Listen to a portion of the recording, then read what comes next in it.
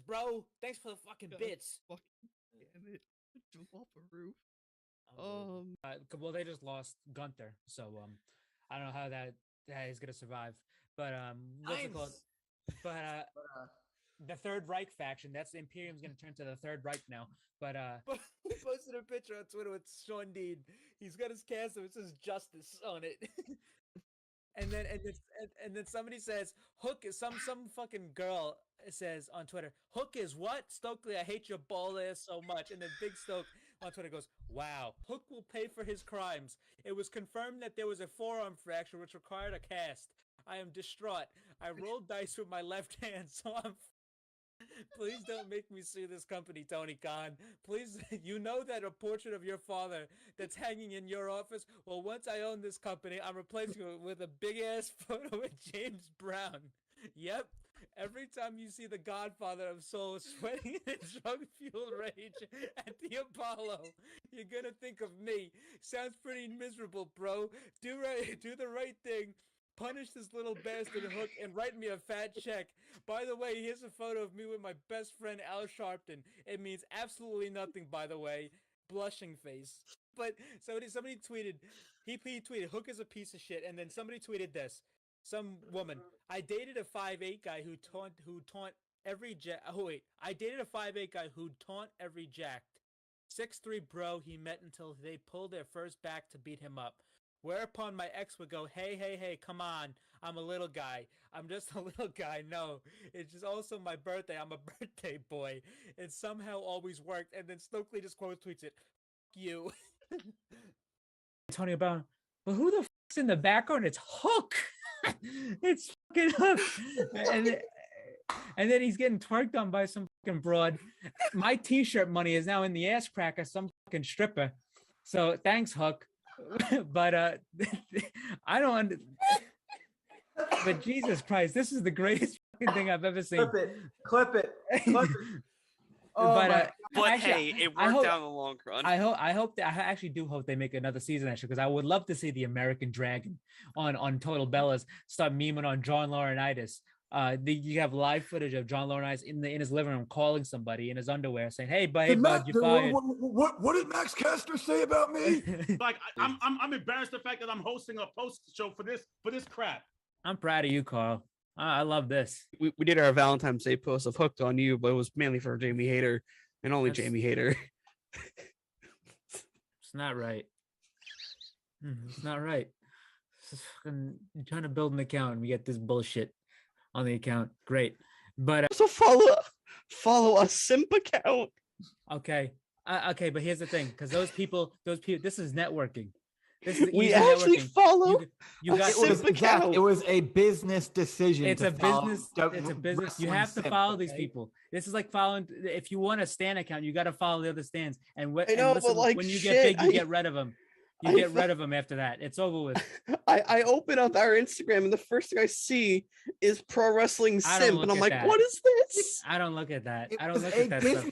It's a business decision because that guy promotes us, and then when we don't need him anymore, we toss him aside. That's what happens. Yeah, well, we got go fucking slap it on a t-shirt and continue to use the move forehead. Prettier. This guy just say fucking forehead. Switch. What? This guy say forehead. Yes, I did. You think I fucking wouldn't catch that? You think nobody on this program would catch that? But I did. For weird. You almost didn't. For weird. Let's be honest. You almost didn't. Weird champ. This is what we resort to here. All right. Next up. Unbelievable. 5 head. Next up, we have. Why people happy? Pagu.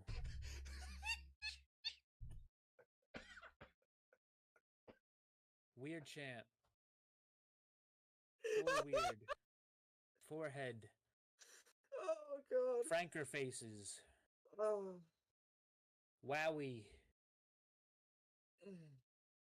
Why people sad?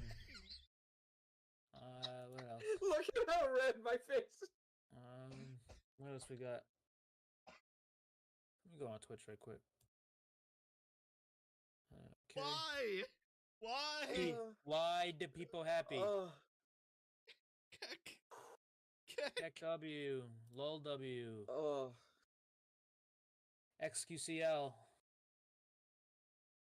All right. The Acclaim promo now. We were backstage. Okay. They're just like, yo, it's not gonna be a triple. It's not gonna be a No, normal. dude, we're gonna do a fatal 4-way poggers, bro. Thanks for the fucking bits. Fuck, damn it! Jump off a roof. Well, they just lost Gunther, so I don't know how that is gonna survive. But what's it called? But the Third Reich faction. That's Imperium's gonna turn to the Third Reich now. But he posted a picture on Twitter with Sean Dean. He's got his castle. It says "Justice" on it. And then somebody says Hook is some fucking girl says on Twitter, Hook is what? Stokely, I hate your ball ass so much. And then Big Stoke on Twitter goes, wow, Hook will pay for his crimes. It was confirmed that there was a forearm fracture which required a cast. I am distraught. I rolled dice with my left hand, so I'm please don't make me sue this company, Tony Khan. Please, you know that a portrait of your father that's hanging in your office? Well, once I own this company, I'm replacing it with a big-ass photo of James Brown. Yep. Every time you see the Godfather of Soul sweating in a drug-fueled rage at the Apollo, you're gonna think of me. Sounds pretty miserable, bro. Do the right thing. Punish this little bastard Hook and write me a fat check. By the way, here's a photo of me with my best friend Al Sharpton. It means absolutely nothing, by the way. Blushing face. But somebody tweeted, he tweeted, Hook is a piece of shit, and then somebody tweeted this. Some woman, I dated a 5'8" guy who taunt every jet.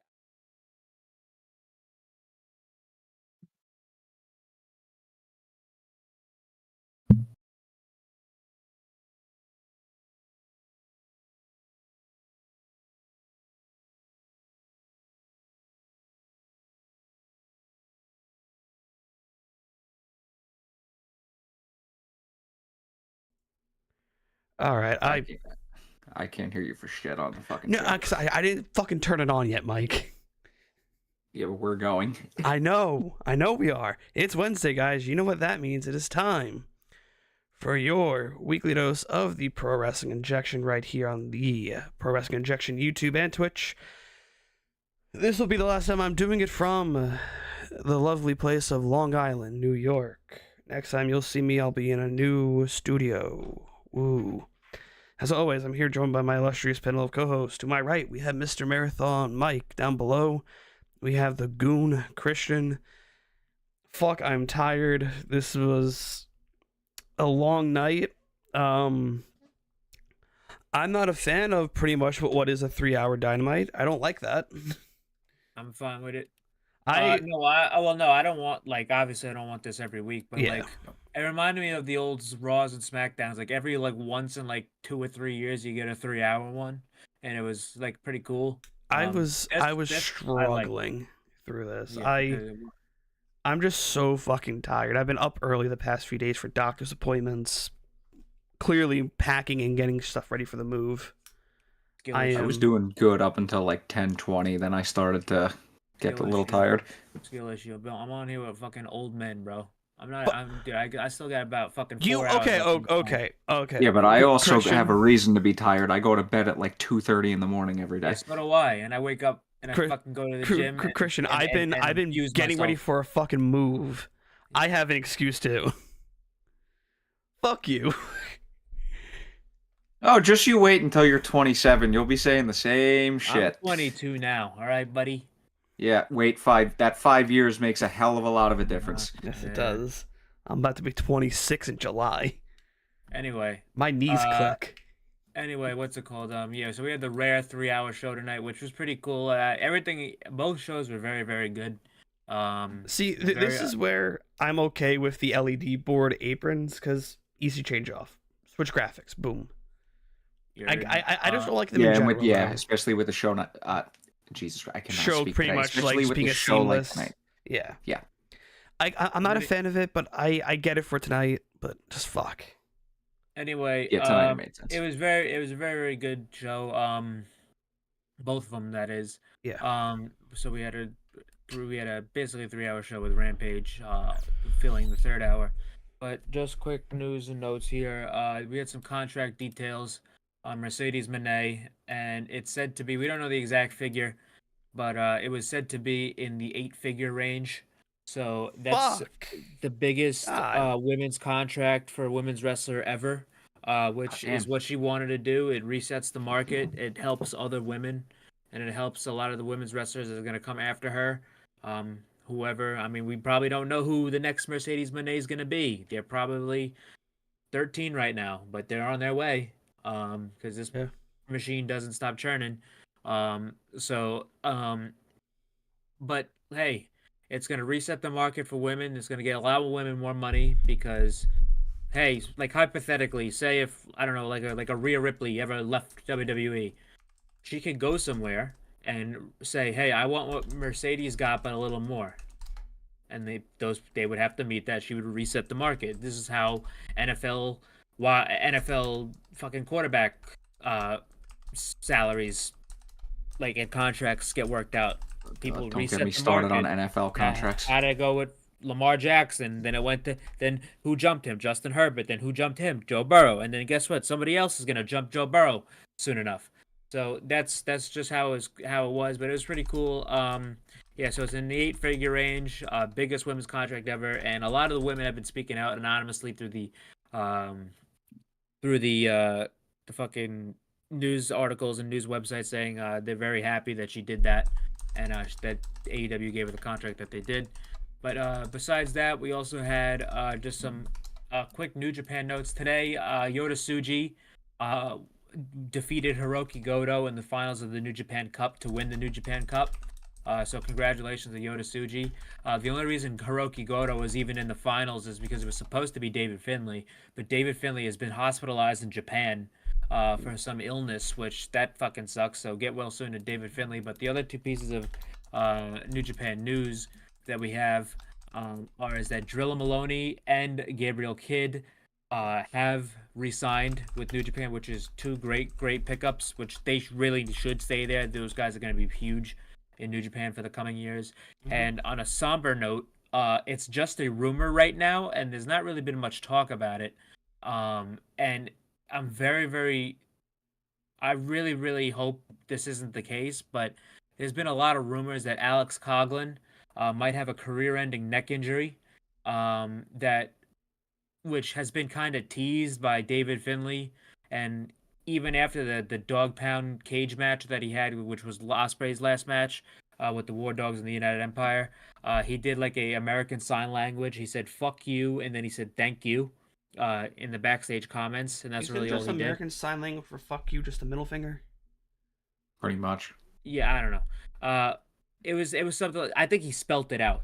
Okay. That's the thing. But I hope it's not really being talked about because we don't really have confirmation yet. I hope that's not the case because that would be horrible.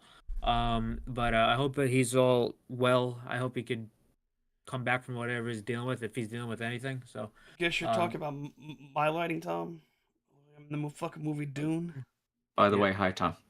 No, he's in Breaking Bad right now with the fucking yellow Mexico. You know, hold on. I had it this way so you can see the wrestling injection stuff in the background, but I'll just switch it back to the normal red and blue lighting. The other news and notes that we have are also another sad update is that we have El Hijo del Vikingo.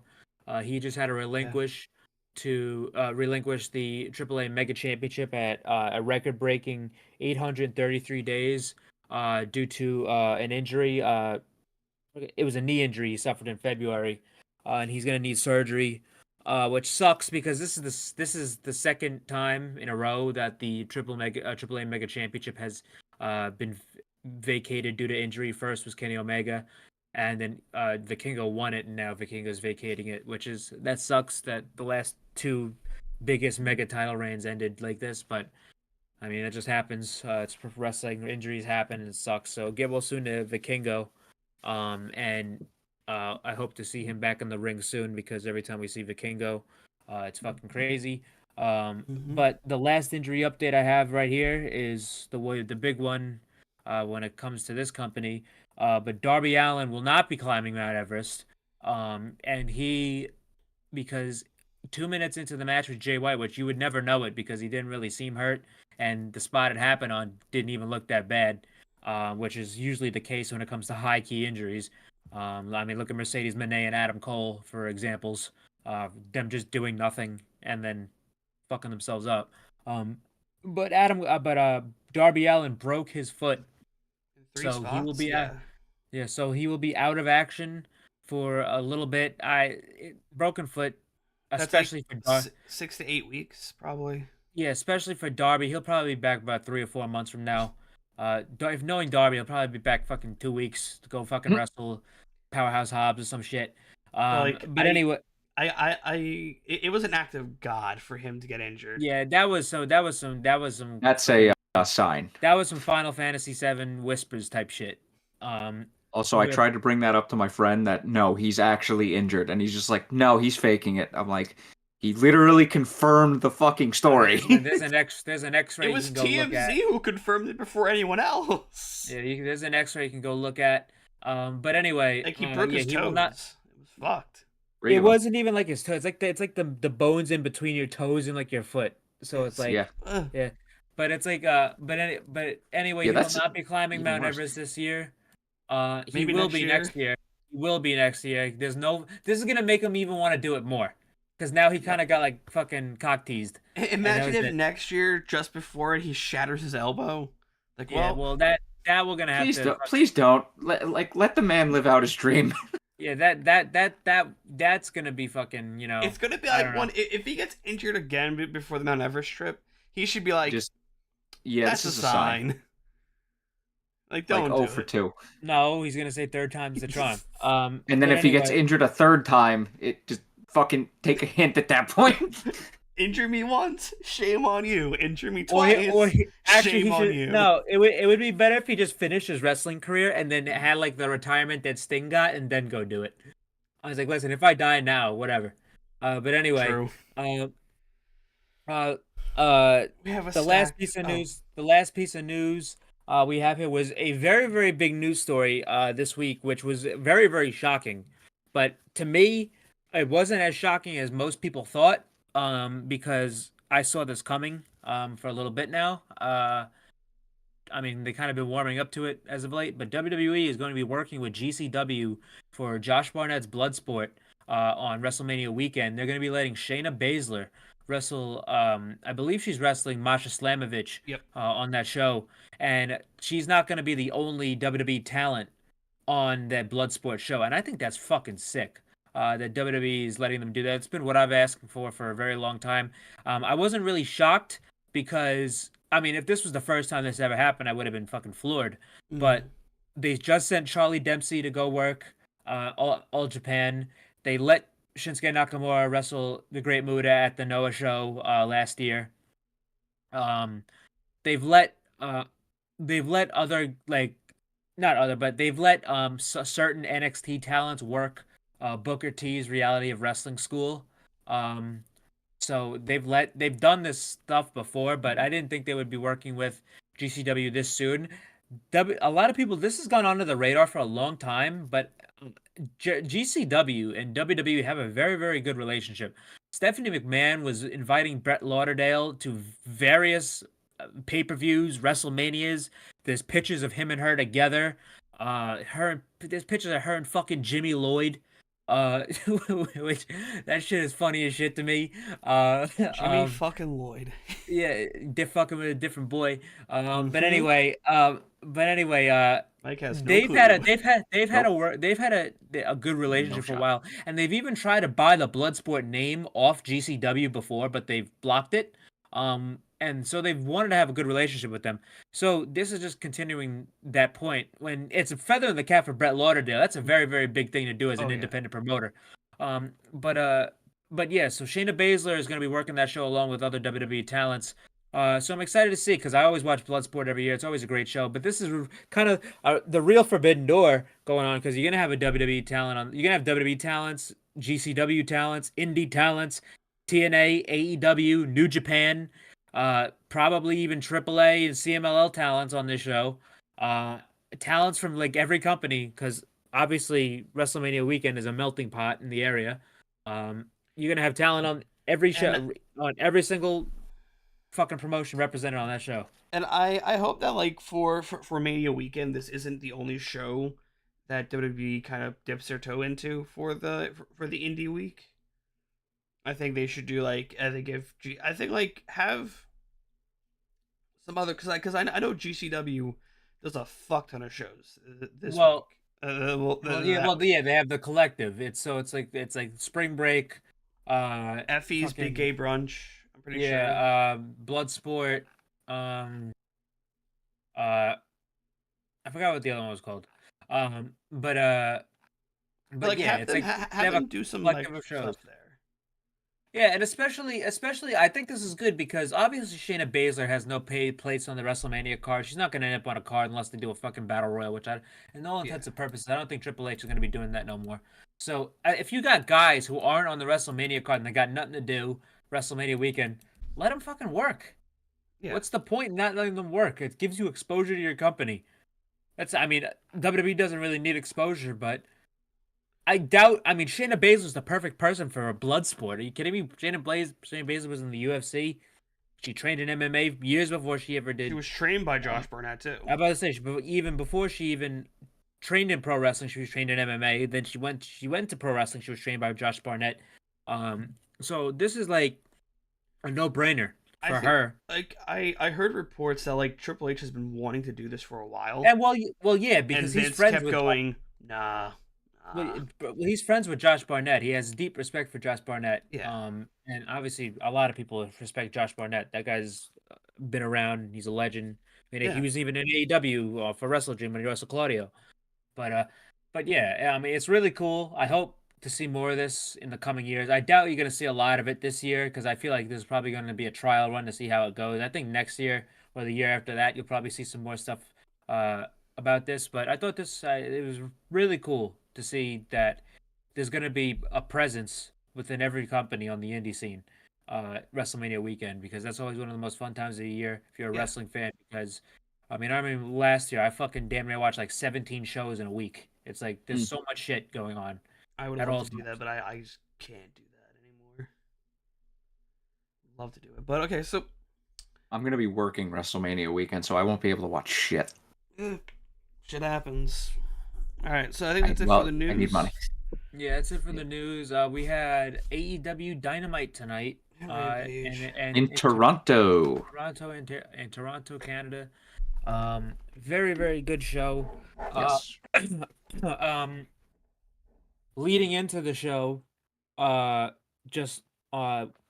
they had Collision on Saturday, and I just want to pay mention to that Shibata Danielson match. That was an excellent match. Go out of your way to watch it if you haven't seen it. And also, just the programming. There's not going to be any Collision next Saturday because of the March Madness tournament. This Saturday, because of the March Madness tournament. And they'll be back next week. But anyway, we had Mercedes Moné kicking off the show in a promo. Tony Schiavone was out there.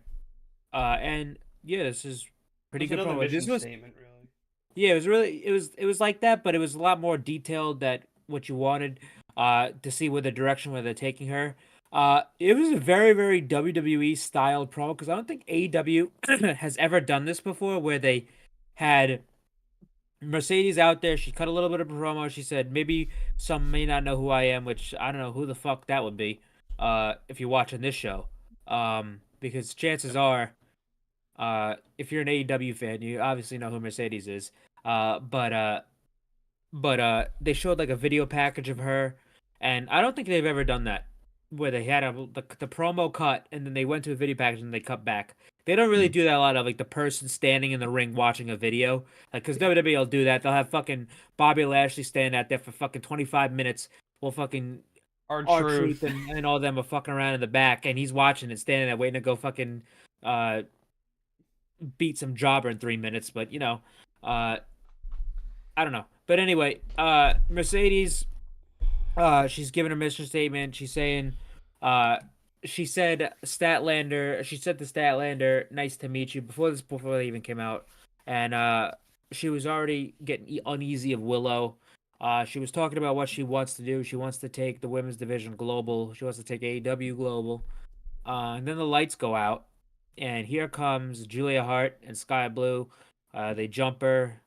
She ends up holding her own against them and fighting her off. They get under the ring, get 2 chairs. They bring him in the ring, but here comes Willow and Statlander to help her. But then the lights go out again, and Willow has the chair look like basically ready to fucking hit Mercedes in the back. She was in the exact position. Mercedes saw her, and Mercedes was just like, "Well, yo, dude, what the fuck? Yeah, yo, well, you were gonna hit me? You were gonna hit me?" And then she left the ring, so you don't really know where she lies. And she's obviously not a heel because Julia and Sky are fucking with her, but she's obviously, but she's not a clear cut baby face because she has a problem with Willow. So she's a tweener. And I got news for you: the way she talks and the way she cuts promos, Mercedes is 90% heel, 10% babyface. Not right. I'm not talking about right now, but as just the genesis of her character. Mercedes is so much better as a heel, as a baby. I mean, if you watched her in NXT when she was feuding with Bayley and all that stuff, and even on the main roster, like, this is not a shot at her, but she is great at being a fucking bitch. She's great at it, and that's what she does best. It's like Charlotte did an interview a while ago where it's like, my dad was Ric Flair. I grew up very wealthy. I'm genetically, they call it genetically, but she's genetically superior. She's one of the best women's wrestlers who's ever lived. She has great matches. She's been champion fucking God knows how many times already.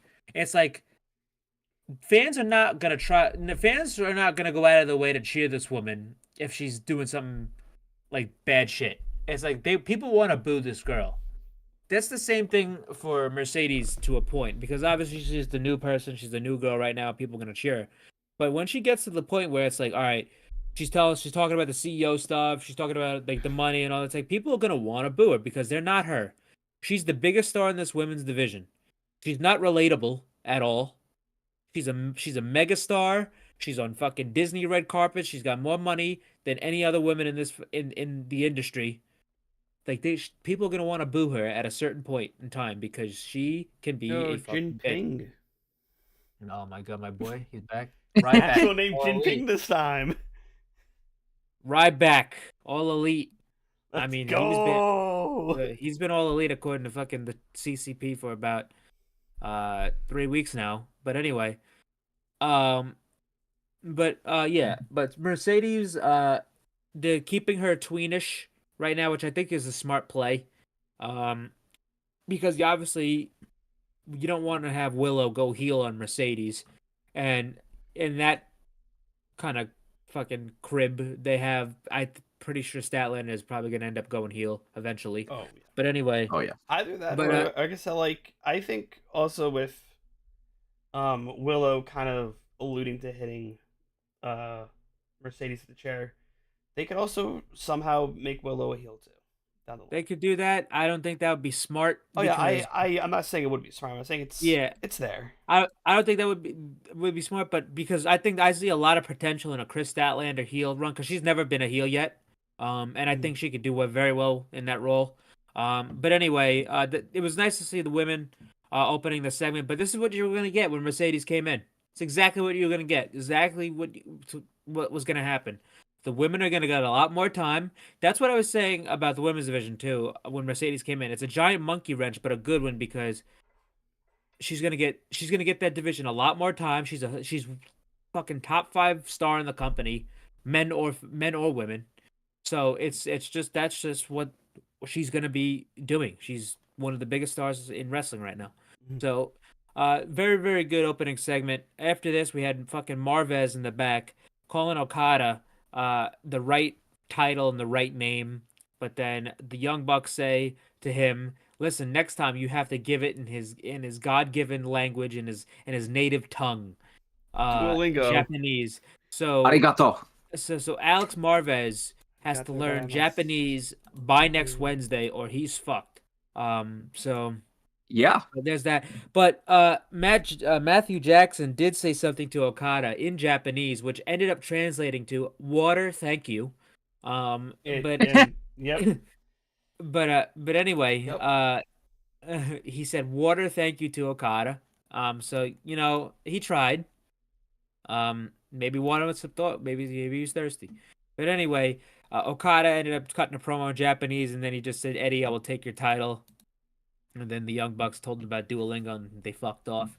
And then this brought us right to our Continental Crown Championship match, between Eddie Kingston and Kazuchika Okada. But I do want to pay mention this. This was really, really cool, and I really like this. As Okada came out first, just hit his normal entrance, and then Eddie came out.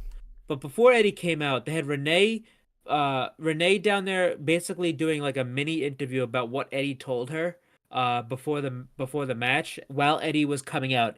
If you were a viewer and if you were a fan of the UFC, this is exactly what they do with Megan O'Leary.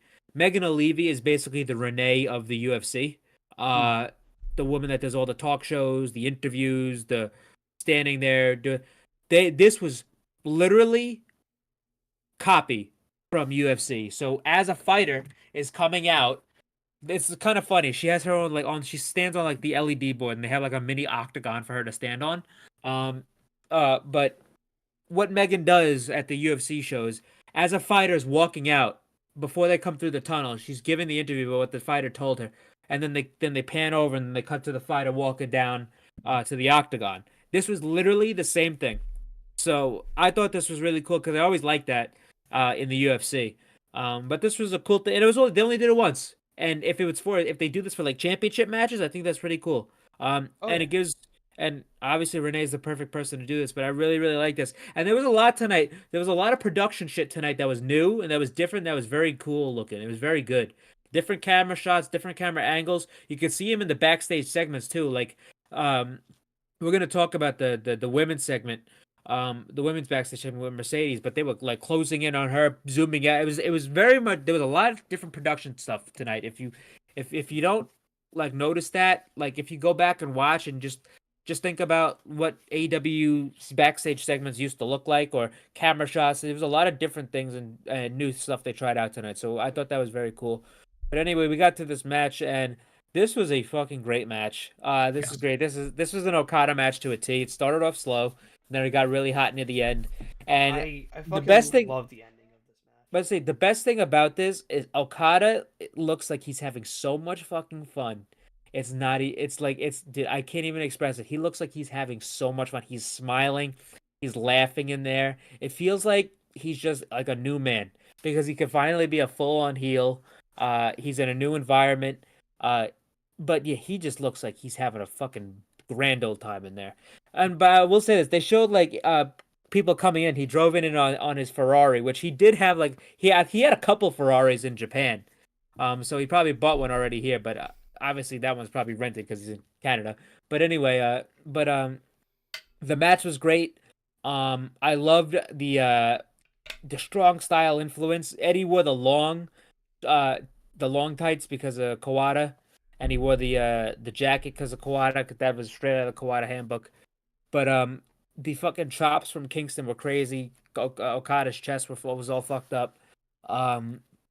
Okada was laughing at Kingston at numerous points. There was one point where he fucking gave a forearm to Eddie, and Eddie fell down. And as he was going down, he was flipping him off, and Okada was just laughing at him. I loved like the shit eating smile he gave when he DDT'd him on the towards the ramp. Just stared directly into the camera. Which is funny because.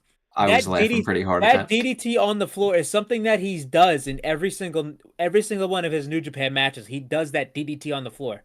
Every single one. Every single kind of match I've ever seen has that move in it. And I've never seen him stare at the camera and just fucking look at it and smile like an asshole like that. That was great. Yeah, it's like usually he just does it and then he just picks the guy up. But that was funny. That's how I'm like, this guy is just fucking in like a pig in shit right now. The ending of this match, though, it's another thing that I realized I noticed with Eddie, like getting the Rainmaker. So when he first got it, when Okada debuted, like you saw like kind of like Eddie's face drop, like oh shit. This time you heard like you see Eddie mouth. I mean, he's like, "Fuck, this is it," because he realized he can't do anything, and that's yeah. I mean, it's Okada. It's a tough fucking task. Okada blasts him with the Rainmaker.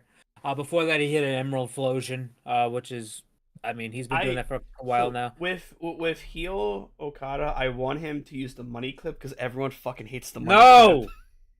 Oh god. No, everyone fucking hates it. No, it's not even that. It's because you weren't fucking there for the goddamn fucking terrorism that was the money clip in the fucking 2021 G1. It was fucking terrorism. All right? Because number one, they tried to get it over. It didn't work. It wasn't working. It never got over. It was a fucking square peg in a round hole. Okada, as soon as he hit the Rainmaker, he got the biggest people. This is when fans weren't even allowed to cheer in Japan. He got a fucking gigantic pop when he hit the Rainmaker. And guess what happened that final? It was bad luck. Then that's when the Ibushi fucking injury happened, and he never recovered since then. So that's what the effects of the money clip. I don't want to see the money clip ever again. All right? No, because people hate it. He has to. Like, you have to have the Bucks be like, "Hey, try to end the match with the money clip." But that's the thing though. The fucking American fans here, they're not educated on that because guess what? During some of the AEW fans are. Some of them, but nobody. Listen, because the average viewer is not gonna fucking know what the money clip is. That's just not the case. That's just getting real. That's what Excalibur is for. He'll just relay it on I know TV. That's what Excalibur is for, but guess what? The people in the arena cannot hear Excalibur.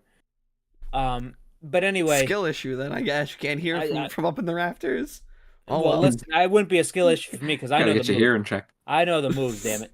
But anyway, he needs to find another goddamn submission if he wants to fucking do it. I'm not doing that shit. I'm saying because people hate it, he has to like use it at least like once in the match just to piss people off. He could do it. It doesn't. I mean, it's not a finish. It's gonna be a finish. It's not a fucking finish. But anyway, Okada nails him with the Rainmaker. 1, 2, 3.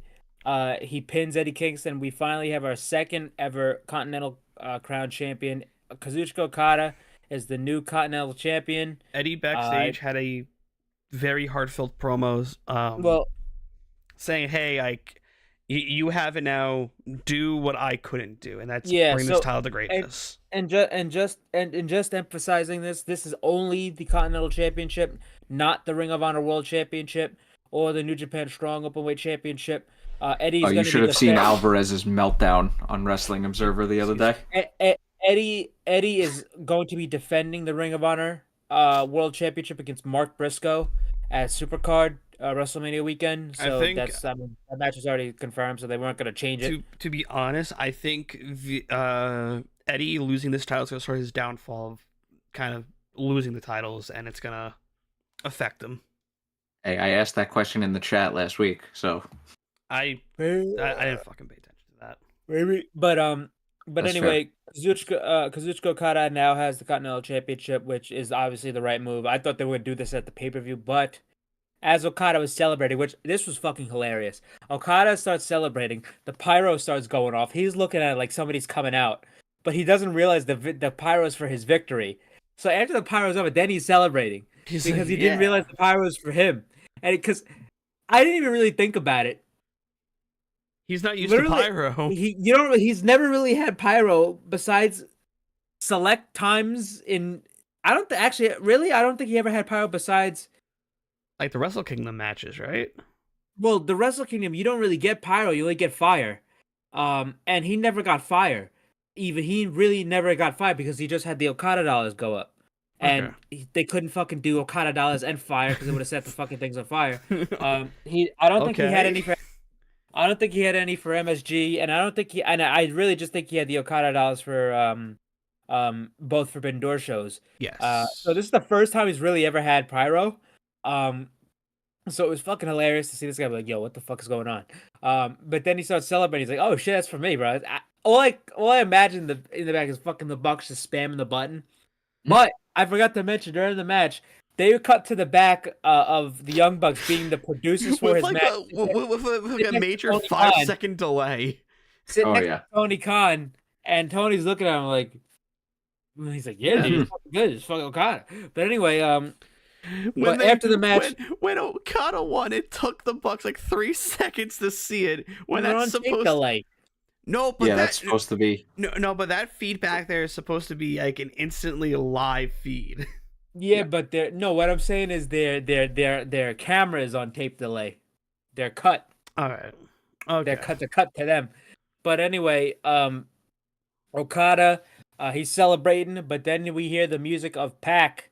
Pac gets to the ring, gets onto the stage and has a stare down with Okada, and that is going to be your Dynasty Continental Championship match.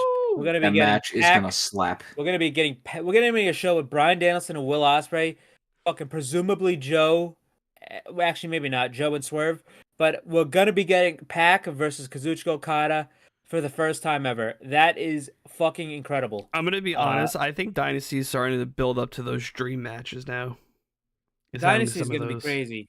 Dynasty is going to feed families. Dynasty, I mean, you could just sell these two. I mean, you could just put these two matches on the card and sell it for fucking $50. Have them both be like 2-hour-long Iron Man matches each. Yeah, well, let's chill out about that. Yeah, that's when we actually see somebody die. But anyway, after this, we had Renee in the back with Swerve and Prince Nana. Yep. And Swerve he has the chain with him. He's talking about how he wants to fight tonight. He wants an open challenge, and he's gonna be at the ring. Send a bigger guy. He said. So, part of me was like, they're gonna fucking be like, you know what? Fuck it. Let's just do the Keith Lee match now. 5 minutes. We're done with it. It's over. We're not doing this. Nope. We gotta get this shit done. But no, we are never getting that Keith Lee match. Well, Keith Lee. No. Well, I didn't even. Well, I think we are. Is he still injured? He just had double surgery in January, so he's not coming back for a while. On what? Shoulder, I believe. Ooh. But anyway, he's gonna be out a while. Yeah, he's gonna be out for a while. But he just popped in my head because the fucking the mythical match. But anyway, he just talked about how he wants an open challenge and wants a big man tonight. After this, we had Hook. Actually, we went back to the back with Renee and Willow and Stat. Yeah, so we had Willow, Statlander, and Stokely in the back with Renee, and they're just talking about the street fight later to come on Rampage. But here comes Mercedes Moné. I love Stokely's fucking smile. He was like, "This was so great." She introduced herself to Statlander very cordially, very nicely, and she went up to Willow, and she basically was kind of hot and cold on her. She's like, "Yeah, we're not really there yet." I forgot what she actually said to her, but her and Willow are not on good terms, which I like because that was her last opponent. That was the last person she wrestled and was in the ring with when she got hurt, which was almost a career-ending injury, which was she went into more detail with Renee on a YouTube video that they posted.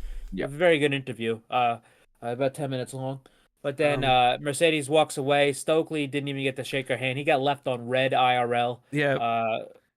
This is your CEO shaking my fucking head. Imagine. It could never be me, to be honest with you. But anyway, someone after he tweeted that, someone replied, "Maybe if you weren't bald." Fuck. I saw that. That was disgusting. God damn it! This is fucking. I can't believe what I'm seeing right now on Twitter. What? Sergeant Slaughter follows me on Twitter, so I followed him. And he follows everybody. He's like John Cena. He follows everybody. Hey, John Cena still doesn't fucking follow me. And guess what fucking picture he just fucking retweeted? What? Guess what submission hold he's giving this fan? A money clip. And what is a money clip? Oh, that's the fucking camel clutch. The Cobra clutch. Cobra clutch. I can't fucking see. It's already starting. The prophecy begins. Start the agenda. But anyway. So that confirms that Sergeant Slaughter watches the show. Got it. No. He retweets everybody who takes a picture with him. Well, you know what? He doesn't watch this fucking show. Nope. Keep Sergeant that Slaughter fucking. doesn't know who the fuck you are. Let me have my own headcanon. What the fuck was Sergeant Slaughter do? If I was Sergeant Slaughter, I wouldn't be watching this fucking show. He's fucking how old? Go enjoy retirement. The fuck? Yeah, go to the WrestleCons and get paid like $50 That's to what show I'm up. saying. But And anyway, then pocket the money from the people for the signings. not a baby. That's how you do it. But anyway, Virgil after did this it to we the had- bitter end, and God we bless had- him for it. Hey, Soul Train Joe, Mhm. never forget. Anyway, Yes, sir. Hook versus Chris Jericho was up next. Lionheart Chris Jericho, that is. Both these motherfuckers dropped each other on their heads. So this Oh, yeah. match was John Cena versus Brock Lesnar from the SummerSlam that one year for like a little bit. Where Hook just fucking dropped Jericho on his head from the start. Jericho really had minimal offense in this match. Hook gave him I don't know how many fucking German suplexes, at least fucking 8. Fucking Jericho almost lawn darted him straight into the fucking ground. Yeah. Oh yeah. That was on Hook. Because I mean it was was he supposed to rotate? Yeah, he didn't rotate early enough, and so he just went flat face. It was supposed to be like belly like a overthrow. And like when you're and he was supposed to throw him into the corner, but I don't think he jumped quick. I think he jumped too early. But anyway, Hook was great in this match anyway. All he had to do was suplex this fucking guy. Literally like Taz did. But Jericho ended up getting him in the walls. Trying to get him in the walls, and then he ended up reversing it into a cradle, and Hook pins Chris Jericho. And this might be Hook's first ever pinfall victory. It is. They made that very clear in commentary. Yeah, this is his first ever pinfall victory in AEW, which is crazy. I really think he had another one, and it might have been the Ethan Page or Stokely match, or one of the Jack Perry ones. But I think all of them have been like the Red Room. Yeah, probably was. But anyway, yeah. So this was presumably Hook's The first most protected ever pinfall finisher in the game right now. Not yet. It's becoming like Jericho seems to be the first one to. Ain't no fucking one-winged angel, buddy. Well, Jericho seems to be the first one to escape out of it once it's been locked in. No, the people have gotten out of the Red Room before. People that's happened a lot. Brian Cage just did it. Yeah. Yeah, one-winged angels. People most get out of protected. the Red. Yeah, it's like one-winged angel. If that gets hit, it's no one's kicking out of it. That's not been kicked out of. Although the Black Arrow, that's pretty far up there too. That's true, but that's if he does it. Yeah. Well, he does the Black Arrow straight into like the Rings of Saturn, right?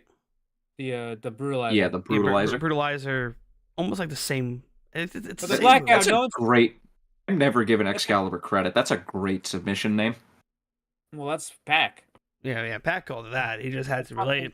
So Hook. Excalibur actually has made some move names though. He did make the haluva kick for Sami Zayn. Or a hell of a Generic. kick. So that was Brutalizer was Pac's idea because from Yeah. I mean, think it's the talent. The talent makes the names. I thought I could have sworn Excalibur was on when he was on AEW Unrestricted way back when he said like Tony Khan told him make a name up on the spot. Oh well, then. Might have been. Pac's probably one of the people would be like, yo, you know what? I don't really give a fuck what it's called. But anyway, Hey, for him, that name works. yeah. So after this, it's now depression time. Story with Adam time. Cole. Well, before we get to that, Jericho. I do want to say. No. That was after the thing with the match. I'm talking about the match. Jericho. He was pinned. He was shocked. He shook. Well, he didn't shake, but he Fist bumped. bumped fist. He bumped fist with Hook after the match. He gained his respect. But this was very shocking, to say the least, because obviously Hook is very protected, and obviously Jericho doesn't lose often. So it's obviously Jericho sees something and wants to do something with Hook, and hey, it's in the right direction. Hook won the match. I mean, it's nothing wrong with that. I mean, all the fucking people gonna whine and complain about Jericho. What happened? Hook just beat Jericho, and guess what it did for Hook? A lot. Put him over. So Yeah. after this, as I said, it's depression time with Adam Cole. Adam Cole is very upset. Let me Very tell you upset. something right now. this is not Depression Time with Adam Cole. If you want to watch Depression Time with Adam Cole, you go on his Twitch account and you can watch not his latest VOD from today, which he was streaming today. That's how I knew he wasn't going to be on the show. But then he ended up being on the show. But anyway, via satellite. Yeah, but fucking yesterday, he got to the Barrett and Dine scene. No spoilers, but the Barrett and Dine scene in Final Fantasy VII Rebirth. He cried on stream, and I think I know what you're talking about. Cause I've seen like that as sad as like he stuff in cried on games. stream. I'm gonna tell you right now, that's one of the saddest moments in the game. I almost did at that scene. There's gonna be 2 more scenes later in the game near the end that you will fucking cry. You will, and he will be crying, and there's gonna be GIFs and there's gonna be videos on Twitter of Adam Cole crying. You should have saw this fucking guy though. He was fucking. Oh god, he was fucking hilarious. I love him. I love this guy. I love watching. I've cried playing video games before. This is different. This is some fucking movie quality type shit here. This is some big boy shit going on in Final Fantasy VII Rebirth. All right, buddy. Okay. All right. Well, I don't want to hear it. I don't want to hear it. I'm gonna play the game anyway. It's the greatest game ever made, ever conceived. I'm on record calling it humankind's magnum opus. But anyway, we had Adam Cole here talking about Wardlow and be like, Wardlow, you're a fucking piece of shit loser. That's basically what he had to say here. You didn't win me your title. This guy's in Gongaga right now looking for the world title. You're nothing but a letdown. Yeah, you need to make this up to us. You have to make sure Roddy and the Kingdom keep their belts. So that's I mean that was kind of fucked up on his behalf. I hate when they do this to the fucking Wardlow. They give him up and then they push him back down. That's the thing though. Obviously they knew they're gonna do this. So it's like I think they have a plan in place that we just don't know of. They better lean into it. I swear they better lean into it. But anyway, because it's make or break. So after this, we go backstage. Yep. Well, Adam did say some interesting things here, though. Like how he hates the feeling of being disappointed and all that stuff. He's talking about Wardlow disappointing him and him not screwing up anymore. So at this point, it really seems like Wardlow's going to be on a fucking tear, and through a lot of people. And Adam Cole, whenever he gets back, you have a built-in, ready-made feud between him and Wardlow. So that's pretty cool. But yeah, after this was the Jericho thing, right? Saying he has a proposition. This guy's all of a sudden Proposition Joe, Prop Joe. Let's not have a fucking tag team, please. Please don't. No, they already did that. I think been there, done that. Hey, Hook, I'm starting a new group. No. The outer circle. Not the square. It's the inner square. The Circle Appreciation Society. Just I'm curious as to what it is. I just hope it's not leading to like a group type thing or teaming up. I don't think it's a group. I think I really don't think they're gonna team. I think they're gonna maybe end up it's Jericho turning heel on something. No, you could do. I think I was about to say. I think we're in that territory because Jericho gets booed a lot these days. And I think it's smart. And he's been a babyface for a while now. Like he's been a baby. I don't know when the last time. I mean, he's been a babyface for a little bit now. So I think it's time for Jericho to go back to being a heel. He's better as a heel anyway. But Jericho, I think it's gonna end up with him being like he's gonna try to be like Hook's mentor, like valeting him for his matches, stuff like that. And I think when the time comes, Jericho will get jealous, and he'll betray him, and then we'll get more matches. And then we're gonna get Hook versus the Painmaker for the FTW title. Maybe. That's what's gonna happen. I can see that. That's probably what's gonna happen soon. But anyway, yeah. But anyway, after this we had Will Tony Schiavone Ospreay in the ring. Yeah, and every time Ospreay explodes out that entrance, I'm afraid he's gonna do something to his fucking leg. He has to chill the fuck down. I did think of that. You talk about yeah. somebody being happy.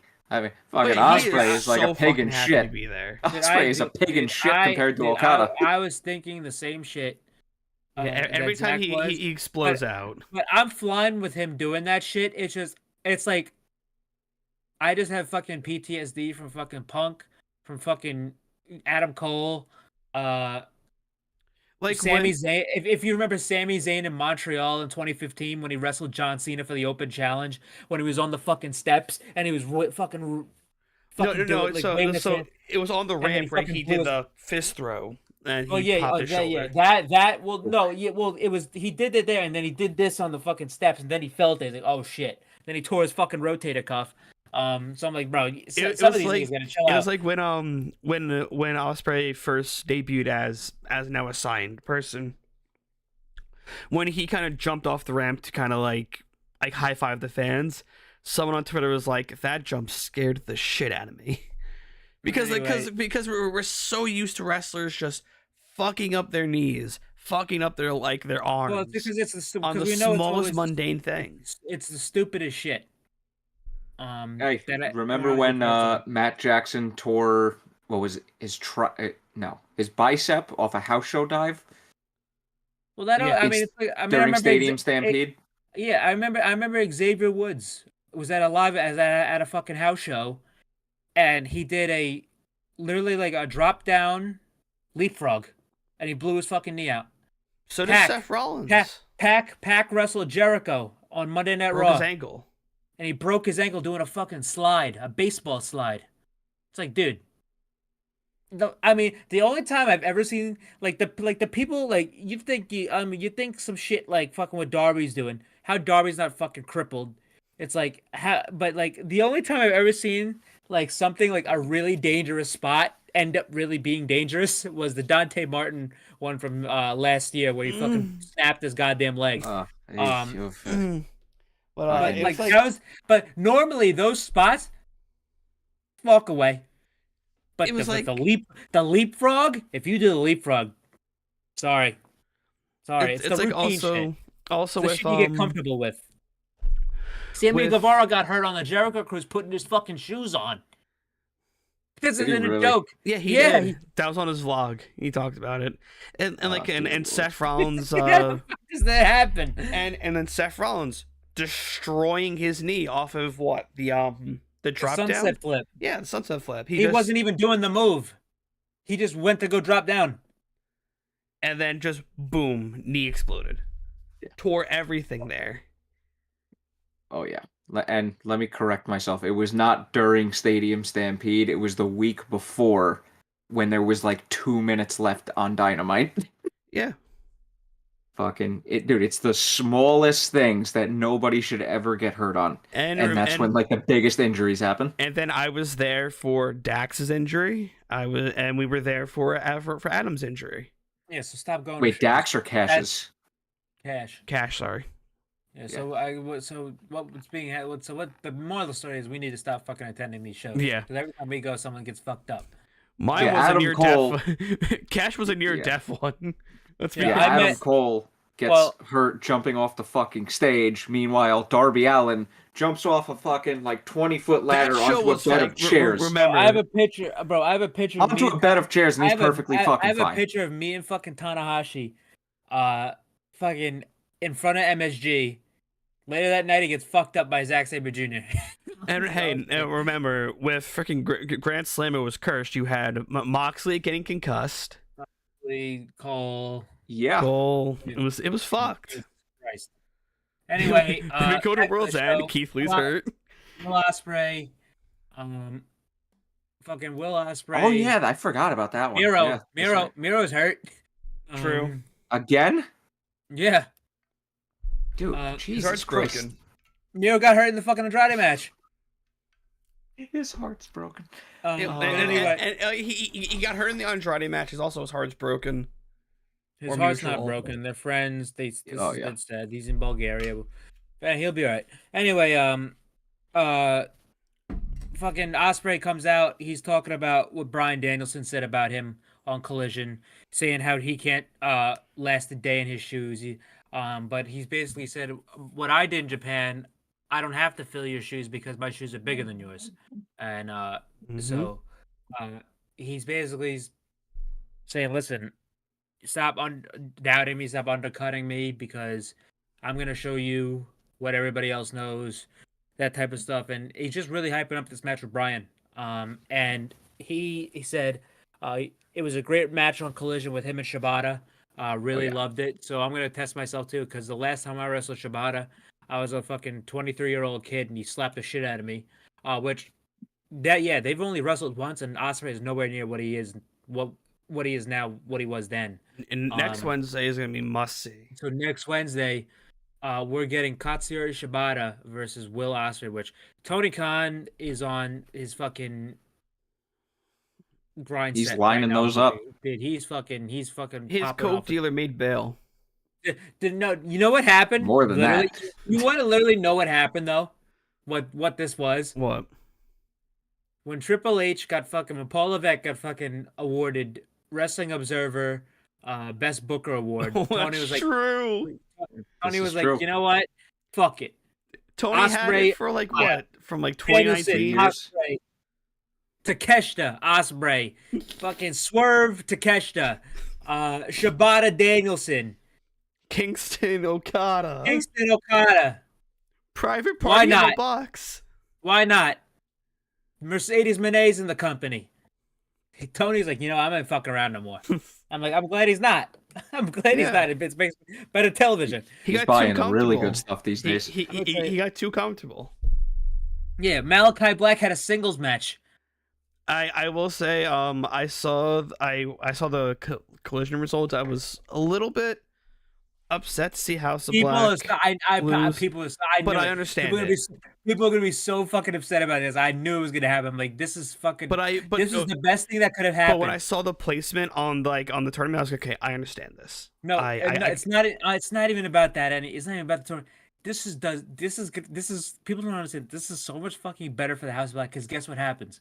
Now Malachi gets a singles match against Mark Briscoe at the fucking pay-per-view. Exactly what's gonna fucking happen.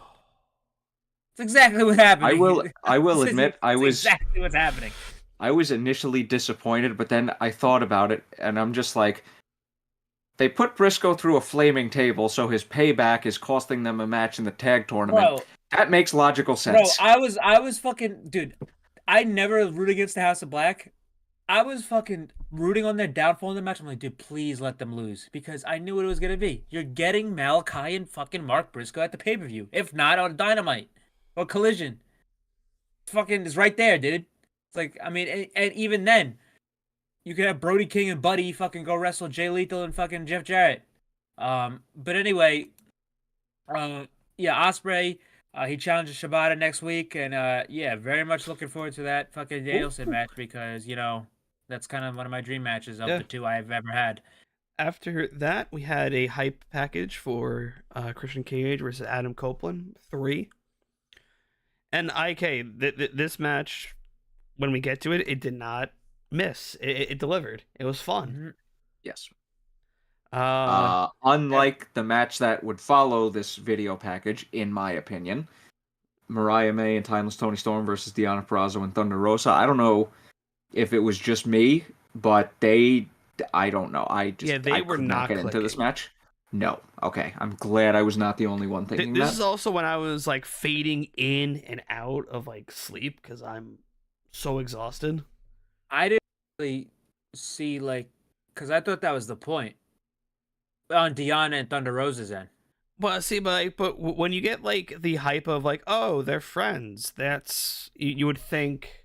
Well, they weren't, because if on the Collision promo not promo package, but the backstage segment on Collision between Deonna and Thunder Rosa, when Deonna was speaking, Thunder Rosa was giving her fucking the fucking nastiest fucking faces. But she was like saying like she was doing that. See, shit. But with Deonna's promo from last week, she was like, "I'm bringing a friend." You would think that means but she doesn't know. She's close with. Yeah, she doesn't know that. She doesn't know Thunder Rosa is being a bitch until now. I think that was the entire point of this match between them two, because number one, We'll say like even in story, but like in presentation for me, it just me and Mike, it just was not. the story, I hitting. like I thought it was fine because I didn't really have an opinion on it. I thought it was just fine. But Yeah, it's anyway, kind of. I think the problem me and Zach have is like the rest of the show was like so fucking good, and this was just This was the not cool down. yeah, it's pretty I mean much. I mean because that was the thing too. This was always going to be a undercut women's match because you have another tag women's match that's going to be on the main event. Technically, not really the main event, but kind of the Well, main main event event of of tonight. Rampage. That's going to be a fucking street fight, balls to the wall street fight. So That you was have to have amazing, by the way. like a Very good. like a cooler off one here. But anyway, I thought it was. I mean, it wasn't good, it wasn't bad, but it was just fine. Deanna and Thunder Rosa, the story of the match, which was very noticeable, is that they were very off balance, and Thunder Rosa was more in it for herself than for her and Deanna. Thunder Rosa ended up getting a jackknife cover and pinning Toni Storm. She pinned Toni Storm, which is interesting because Mariah actually has not been pinned yet. That's been pointed out. Since she has become timeless Toni Storm, has she been pinned? Yes. Yes. Yes. Okay. Saraya pinned her at Arthur Ashe when Saraya was the champion. Oh yes. All right. But anyway, but Thunder Rosa pinned Toni Storm. Tony's fucking flipping out. Deanna's looking at her like, what the fuck? Because they were tagging each other in and stuff like that. Deanna was pissed because, I mean, obviously she has unfinished business with Toni Storm. And it looks like that the Dynasty match is going to be Toni Storm versus Thunder Rosa. But I would not be surprised if Deanna ends up in that match and it becomes a triple threat. Because I think Thunder Rosa is going heel. And this has been not talked about, but Roosh had visa issues for a little bit. That's why the LFI kind of disappeared off Collision. But he did in an interview say he's going to be adding more members to LFI this year, and one of them which is going to be a woman. I think that woman is going to be Thunder Rosa. I think it was almost but confirmed with Thunder Rosa's match. I forgot where it was, but she did the fist. Yeah, she did L5 pose. She did the fist. So I think Thunder Rosa is going to end up turning heel, joining that faction. Which would be fucking amazing. Because Tony and Mariah are heels, but they're very entertaining heels, so they'll be cheered. Yeah.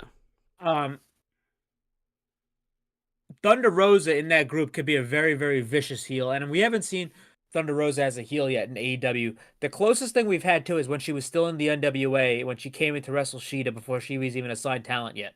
And she was barely even a heel then. So she's really never been a heel. I feel like we've gotten tweener Rosa.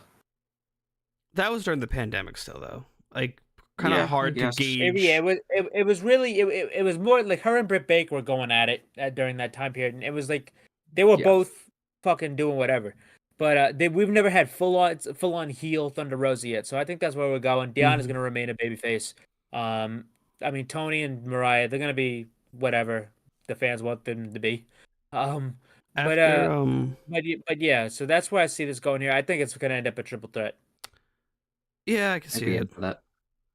But I don't think they're gonna take Deanna out already. Yeah, because if you have Mercedes not involved in any type of women's world championship picture yet, you might as well get everything out of Deanna for her world title feud until eventually she wins the title way down the line. After this, we come back from commercial. We have Swerve versus the Butcher. The Butcher, who is fucking.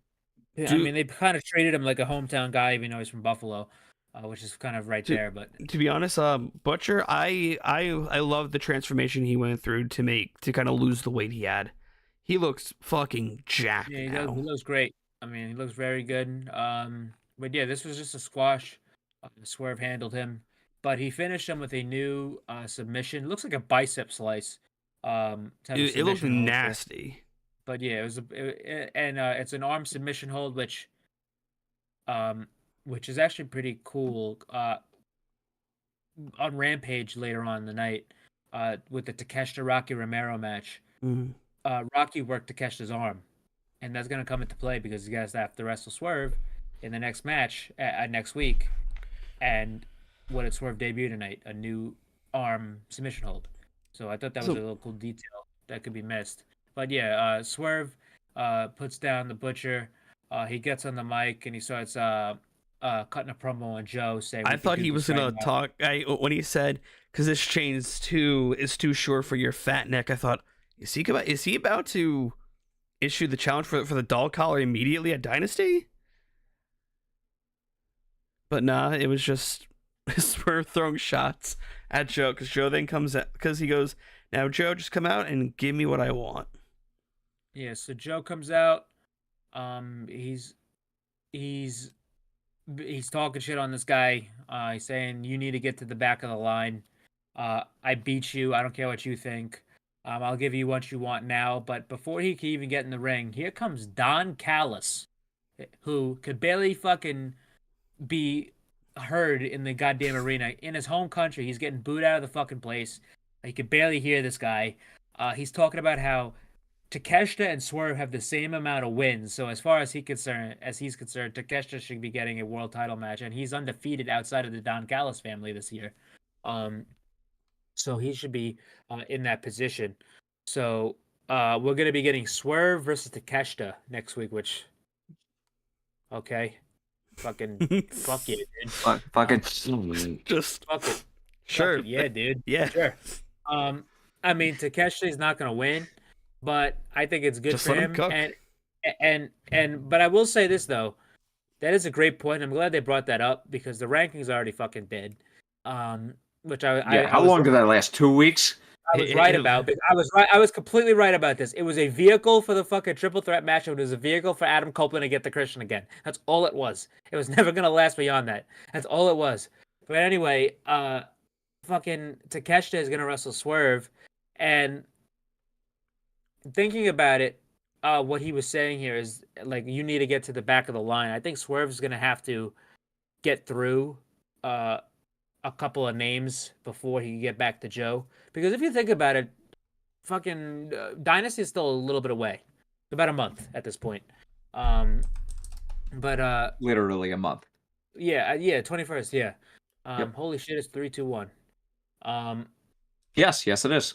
But anyway, but yeah, I'm very excited for that match. Can't wait to see it next week. I mean, we have 2 fucking bangers announced already through, kind of 3 actually. But yeah, very excited to see what we got going there. After this, we had fucking well, actually, I can't even give the Rampage rundown because we had a Rampage tonight. And we can't even have a Collision rundown because there's no Collision this week. So we didn't have any rundown. So we were, what the fuck? All right, never mind. That was a fucking weird thing I saw. That was kind of strange. That explains Twitter to a T. Yeah, non-wrestling related. That happens. That explains Twitter to a T. But anyway, after this, we had the main event of Dynamite this evening. We had the TNT title match between Christian Cage and Adam Copeland. Event. And Adam Copeland was wearing the same gear he had the last time he wrestled in Toronto, where he wrestled Sheamus on SmackDown for his last ever WWE match. And he never thought he would wear that gear again, he said. So that was pretty cool. But then we had wasn't his last WWE match wasn't Mania 27? Nope. What? This fucking guy came back, bro. I'm tired. This guy, what do you fucking think he just showed back up in AEW? No, I know he came. I had a brain fart. 27. Holy shit. I told you I'm tired. Wow. Jesus Christ. Kids, don't go to bed at 2:30 a.m. every morning. Lord, Yeah, go to bed at 5:30 a.m. every morning. I think his fucking Oh yeah, match, that's really gonna help. I think his last match was with fucking Del Rio. That would be a fucking. Oh my Lord. That'd be a wet fart of a fucking career to finish on. That was a wet fart of a fucking thought right there. Jesus Christ. That was. Jesus. Holy shit. Anyway, I recorded a podcast earlier. I had a pretty bad fuck up at the end of that one too. I get watching. I get watching, not watching the WWE product. But I mean that one. The sad part is I was keeping tabs the whole time because of Wrestling Observer. Yeah, I mean, Christ Almighty. But anyway, Get sleep, kids. But we had the fucking boy. We had the Toronto boys fighting and duking it out in hometown tonight. I know for a fact Mike popped for the hockey fights. Oh, you're goddamn right, I did. Yeah, so they get into the crowd. They put hockey jerseys on. They start to go into the penalty box. Yeah, I love how you see Adam Copeland put the Bruins jersey on Christian. Christian has to now somehow just physically put it on. As if okay, bro. And then someone's I believe these two had to be plants because the jerseys were there. Oh, I could guarantee I recognized one of the first guy that handed over the jersey. I'm like, this guy looks like he literally wrestled on Dark or something. So Christian's wearing a Bruins jersey. Adam was wearing a Maple Leaf jersey. So they hockey fight, and I fucking love hockey fights, man. Hockey fights are the best part of hockey, in my opinion. I don't watch hockey. I'm not a hockey, but I saw a pretty fucking damn good one the other day. Where there's this kid who's had 2 of them, and he's been in fucking he's had 4 of them, and he's been fucking 2 games. Are you talking about the kid on the New York Rangers when they played the Flyers? I have no fucking idea. But I saw a fight. They let these motherfuckers go for about 30 seconds. I'm like, all right, this is pretty sick. I was at that game. So okay. I attended the college hockey games that I was at for Oswego. There's no fighting there. And when we versed Plattsburgh, we want to fucking cut their throats, so we couldn't fight. It was so hard. Somebody should try throwing a Sweet Chin Music. Someone did, and that guy died. Whoops. Quite literally. The person legit put his fucking skate up, cut the guy's throat, and he died. Yeah, that did happen. That sucked. And it's still under investigation if it was on purpose. Yeah. Just say he was trying to fucking pay homage to fucking because the guy because it wasn't the first time the guy's caused a massive injury on the ice, so he's under investigation because it looked like it's. I just thought that the funniest part of that entire hockey jersey sequence was the person wearing the Maple Leaf jersey coming out on top of the fight, because the last 3 times the Maple Leafs and the Bruins have played each other in the playoffs, the Bruins have won 3 consecutive Game 7s against them, one of which being one of the greatest Game 7 comebacks of all time. All right. So, that was humorous. So, they... Hockey guy. They sprawl into the crowd. Bryce Remsburg is your official for the match, by the way. So he's having a blast. Yeah, so he's got the microphone asking him if they quit. They battle out to the concourse. They ended up going into the fucking women's bathroom. You might as well. You might as well. I mean, nowadays you can use any bathroom you want. You just gotta say the right thing. But anyway, fucking it's the fucking truth. Fucking Planet Fitness just lost $400 million because of that. Anyway, did he really? Yeah, some fucking guy shaving in the women's locker room. It's literally just a fucking dude. And he has like a skirt on. I'm like, bro, that's all you gotta do nowadays. And he said, and the woman complained, and the woman got her shit blocked. She got fucking banned from the fucking Planet Fitness from complaining that a man was fucking shaven, and a goddamn. I'm like, but yeah, fucking backwards clown world going on. Anyway, and they lost $400 million. Cleaner in there. Yeah, it's fucking. That's why they lost $400 million. It's pretty funny. So if you have fucking Planet Fitness stock, buy that shit. But anyway, we had the boys. They fought into the women's bathroom. All these women come running out, which I thought that was pretty funny. But anyway, too bad that was in picture. Yeah, but they come back to the ring. They bring out ladders. They bring out tables. They bring fucking Copeland ends up getting busted open by getting thrown into the post. Cage fucking jumps off the goddamn top rope onto Copeland through a table. Edge. Holy shit. Adam Copeland did the edge. Adam Copeland. Well, I was trying to do the move. Adam Copeland did. He hasn't given a new name to like some of his moves yet. So it's like, what was this? The Educator, the one where he fucking pulls like your neck down and he does like the split. He did that onto the ladder. Yeah. He did it on the ladder, and his fucking and it was actually kind of sick because Christian bounced. The ladder had no give, so that was an actual steel ladder. They get back into the ring. Christian says, "Fuck this, I'm out." He starts leaving. And then they fight all the way over there.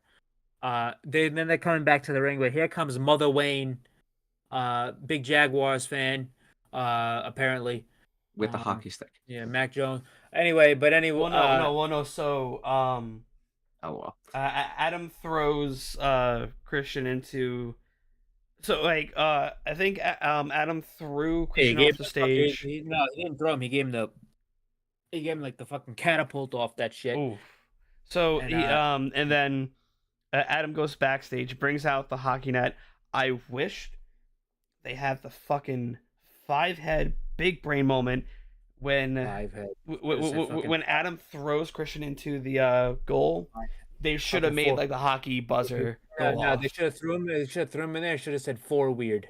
That's what he fucking should have did. Fuck you. No. Eat a fucking bag of shit. Zach, I will admit that would have been a nice touch. Either that or the crowd goes. The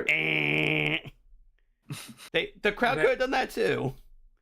But anyway, so Mother Wayne fucking hits this guy in the balls. I'm waiting for the legend contract of Beth Phoenix to be over so she could fuck around with Mother Wayne. Yeah, I thought that was like, to be honest, I don't know how, like the Legends contracts work. And like some guys are allowed to like show up, like allowed to do whatever. It just depends on how it's set up. But anyway, like, I know Rob Van Dam has one. I know Beth is probably different because she was a commentator for a while on NXT, so she probably is it's probably under talent still. And she didn't. I mean, she wrestled not too long ago at WrestleMania. Not even WrestleMania. She wrestled fucking last year at what was the fucking show? Was it Royal Rumble? Oh. Fucking. But anyway, because I was just waiting for her to come out tonight. I was like, oh, maybe it's possible. There was a spot where Copeland jumped off a ladder. Well, actually, before that, Nick Wayne and Killswitch, they come out. They start beating down on Copeland, but here comes Matt Menard and Daniel Garcia to come make the save. They're not putting up with this shit. Copeland jumps off the ladder with the help. They're beating them down, but then Menard hits he hits fucking Killswitch with the handcuffs, and then Copeland gives the Impaler DDT onto Killswitch onto the barbed wire chair that Christian brought out. So he was incapacitated for a bit. They fucking handcuff Nick Wayne and Killswitch to the turnbuckles. They were gonna handcuff Mother Wayne, but she was like, "Yeah, but nope, she peaced out. She left her son to die." Yeah, she said, "Fuck this shit, I'm out." Yeah, but then Copeland hits a spear on Christian. They handcuff Christian to the other corner, and then he brings out fucking Spike. He hits him in the balls first, and then he brings out Spike, and then Spike, the big ass nail. He said kicked on him in the balls 5 times in a row. Oh, may Christian Cage's testicles rest in peace. Mm-hmm. He said on Collision, by the way, that he made a call to the guy who created Barbie and the guy who created Janice. So that was a pretty cool Easter egg, if you know, because Mick Foley had Barbie, his weapon of choice, and Abyss from TNA had Janice, which I actually mentioned last week when we were talking about Spike. But that was pretty cool Easter egg. But he brings out Spike and he hits Christian in the fucking balls with it, and Christian says no, he doesn't want to quit. All right, fine, I'll hit you in the head with it. And then he goes to hit him in the head, and Christian says, I quit. The match is over. Adam Copeland is your new TNT champion. So there was a spot that we forgot to mention that I fucking love when Adam Copeland does it, even back in WWE when he did it with his match with Jeff Hardy. It's like where he puts the ladder upside down and he pretty much front suplex you. That is nasty. It's so fucking brutal. But I do wanna pay mention to this though, because this is very, very historic for Adam Copeland. He is officially he has had a longer reign than he had his first reign. Had a baby. This is true. Yeah, and we were there for that, and then he is a 2-time TNT champion, believe it or not. And he's had a longer reign than his first reign already. That clocked in at about 3 whole minutes. So Adam Copeland had a baby. But I want to know how they do that spot without like cutting up their abdominal area at all. They don't. They just say, "Hey, let's ball. Fuck it, we ball." So pretty much, but during the actual match, you know every spot is called "Do it for the Vine." I ain't gonna do it. Do it for the Vine. I ain't gonna do it. I gotta do it now. So if somebody told me to do what Darby did at Revolution and said "Do it for the Vine," I'm like, "Fuck." I'd probably end up jumping. So this match did lead into Rampage. And then we kick off Rampage with Adam Copeland winning. But after Adam Copeland wins, we get Bullet Club Gold, the Bang Bang Gang, by the pool with a skeleton. Wait. I didn't realize that Jay White was such a botanist. Yes. Well, yeah, he actually has a ranch, which is funnily enough in Florida. Also, Juice Robinson was in the background of the segment. I was about to say this. So on first viewing, I noticed this, and I was like, and they didn't pay any mention to it because they were just talking shit about the Acclaimed. They're talking shit about Darby Allin. They painted Sting's black bat gold, which is so fun. All of a sudden, when Jay White comes into the camera, you see a figure in the back, and he has a fedora on and a big bushy afro hair. And I'm like, holy fuck, it's Juice. And I see him in the back. I'm like, oh my god, he's gonna show up behind them. He's gonna surprise him. But then the segment ended, and I'm like, oh my fucking god, that's the ghost of Juice Robinson. So I'm like, I had to make sure I wasn't fucking stupid. So I went back and I looked. I'm like, oh yeah, that was Juice. Guy had fucking glasses on, a hat. He was smoking a cigar too, I think. Yeah, too. Yeah, he had a cigar in his mouth. I'm like, yeah, that's Juice. So Juice is on his way back. He had back surgery. He should. They said around Double or Nothing he should be back. Yeah. I wouldn't be surprised if he's back already and he just doesn't wrestle and he's just back on TV. But yeah. Then the Acclaim come out. Max Caster and Anthony Bowens. No daddy ass. And they cut probably the best promo they've ever cut individually. Both of them. It's the longest promo they've ever cut. And it was pretty good. Just talked about what they're gonna do. The Bang Bang Gang. Bullet Club Gold and the Acclaim to Daddy S. That's probably gonna end up being your trios title match at Dynasty. Do we think we unify the titles or we keep them separate? I think it'd be wise to, but I don't know if they will because with Supercard coming up. But I think. And also, to be honest, for me, I think it's wise because I think Bullet Club Gold's winning that match with the help of the returning Juice Robinson. Because they fucking customize every trios belt. Which is going to catch up to them. Gold. It's going to catch up to them in the long run. Oh, it's going to catch up to them, but guess what those fucking new trios belts are going to be? Gold. All gold.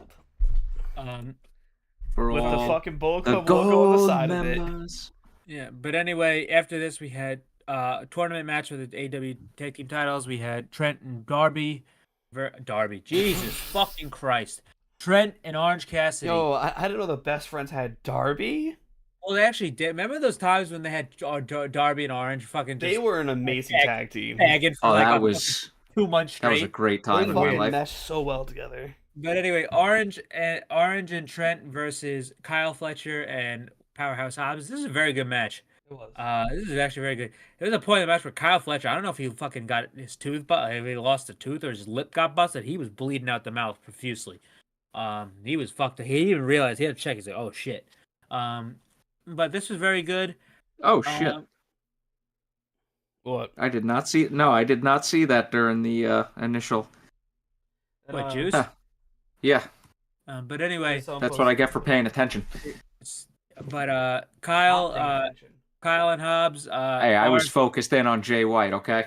Orange laid out Kyle with the Orange Punch, and they advanced, which I expected because I don't think it was the way that the bracket was set up, I don't think it was going to be heel v heel going into, because the Young Bucks are obviously going to beat Private Party. So it would end up being the Young Bucks versus the Callis family, which I didn't think that was going to happen. But after this, we had Katsuyori Shibata in a squash match. I'm glad Shibata's visa issues are all done. They're all worked out. He's back full time now, and Tony's not wasting any fucking time. So yeah, we had Shibata just lazy jobber out.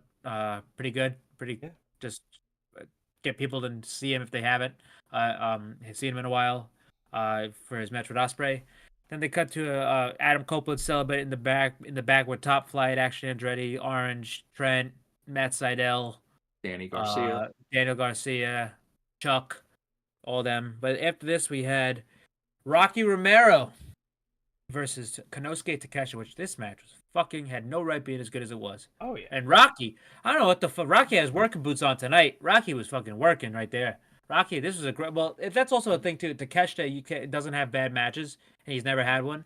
And Takeshita just elevates everybody he's in the ring with, and he had another. He did it with Rocky here, and he just had a great match with Rocky Romero. As I mentioned earlier, they worked the arm in preparation for the Swerve match.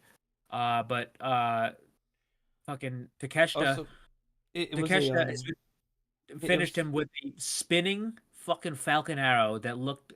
Dude. Because no one kicks out the Falcon Arrow, and also the travesty that we didn't get Don Callis on commentary for both matches. Well, fucking Shivani called him a bald asshole. He yelled at him. Didn't he also call him a pompous ass? Yeah. I said to him, "Stop talking to me. I'm trying to call the match. Yeah, Go away." Takeshita puts down Rocky. Dude, didn't he also call him a pompous ass? No, he called Christian a pompous ass. It still fits.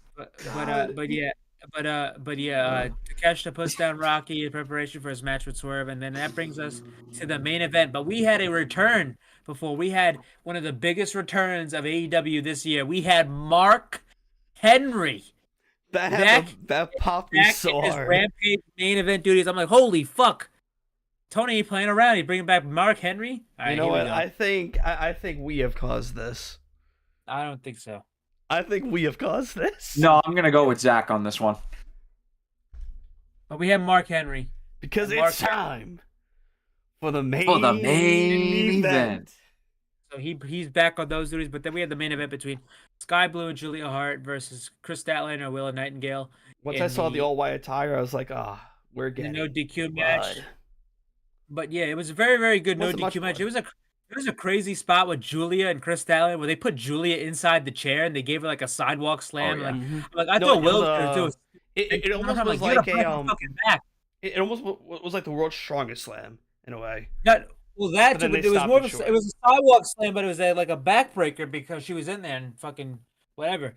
But they put each other through tables. There was a great code blue onto the announce table where Willow fucking bounced and slid on the table, which looked like it fucking sucked. The tax spot, like the tax came out, double tax. Statlander got a fucking back full of and an ass full of tax. She landed right on them. Julia stabbed a spike into Sky's head by accident, and she bladed, not successfully. But a little bit. A little bit, yeah, on the top of the head. She didn't take enough blood thinners for the night. Yeah, could but anyway, the finish came from Statlander. Was put on Julia was put on a bunch of chairs, and Statlander went for a 450 onto the chairs, but Julia moved out of the way. Statlander hit the chairs, and then Julia put Statlander in the Heartless. And Statlander tapped out, and Julia and Sky win the match. That ended a fun night of AEW wrestling. 3 hours worth. I said it in the group chat. Julia and Sky Blue's attire tonight was just perfect on all cylinders. I'm not going to disagree with you on that one. All right, and wrestler of the week, I'm gonna give it to Christian Cage because his testicles. That too, but his testicles fucking suffered tonight. He had Spike You get into them. He got kicked repeatedly in the testicles. I like how it was kick. Do you give up? No. Kick, kick, kick. Do you give up? No. That's why you wear a cup, you fuck. Hey, Matt Cardona knows the meta. He wore a cup, but then he tried to kick Maki Ito and then realized that girls don't have testicles and was very confused. That clip was hilarious. It happens. MJF did the same thing. Actually, that actually happened on NXT last week, where a woman's match literally a woman got DQ'd for a low blow. I've never seen anything in my life like it. I've never in my life have seen such a thing. And the fucking Vic Joseph's ass on commentary has to explain it away, saying a low blow is a low blow. Fuck you. How about that, Vic? We'll see if it was like the sushi chop. Then no, it wasn't. It was a fucking low blow. Yeah. I'm like, dude, Santino. I mean, you got fucking Santino's goddamn fucking daughter out here selling like she's got a pair of balls. What? If it was like the sushi chop, understandable, but no, it was She's like a pageant queen. She has a pageant queen gimmick. She does. If you had one of the fucking women that looks like a man there, I'd fucking understand. But not her. You have fucking Gigi Dolan in there giving her a fucking low blow. What? That is WWE booking. I'm the fucking mobs. There's mob guys in NXT that are more believable than a fucking women's match low blow. That is literally. If it was the sushi chop, yep, 100%. It wasn't. But it was the. That is literally the epitome of like 2011 to 2019 WWE booking. That's when I was a huge fan. I never want to see that shit again. All right, so I got Christian Anyway, Cage. I got the new TNT champion, Adam Copeland. Mine, for me, I'm gonna go with the new Continental champion, Kazuchika Okada. Congratulations, Okada. All great picks on our end. Everyone, thank you all for watching. Next time you'll see us, I'll be in a whole new fucking state. Hour. Yeah, and also at a normal hour. I'll be a whole new state in a normal hour. I got rid of Sling, so I'm on Spectrum with like the North Carolina stuff. I saw so many North Carolina ads. I was so confused. I saw stuff for Durham. I saw stuff for Charlotte. Like, what the fuck's going on? Should get to a Hurricanes game. I'm not gonna go to a Hurricanes Panthers game. I mean, it's fucking. Yeah. When they verse the Jets, I'll go, and they verse the Cowboys, I'll go. The fucking front row for about fucking $7. Yeah. All right, guys. Thank you all for watching. We will catch you all next week. Goodbye. Let me close the microphones out and.